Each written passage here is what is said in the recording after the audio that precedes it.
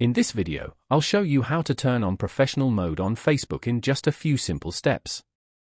Professional mode allows you to grow an audience on your profile and access tools like insights, content reach, and other creator features.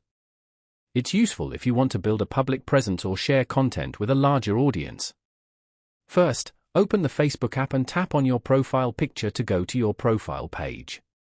Once you're on your profile, tap on the three dots next to the Edit Profile button. This will open your profile settings. Here, look for the option called Professional Mode and tap on it. Now you'll see information about the features included in Professional Mode.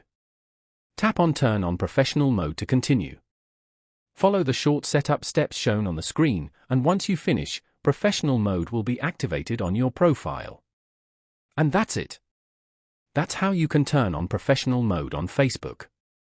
If this video helped you, make sure to like the video and subscribe to the channel for more simple and helpful tech tutorials.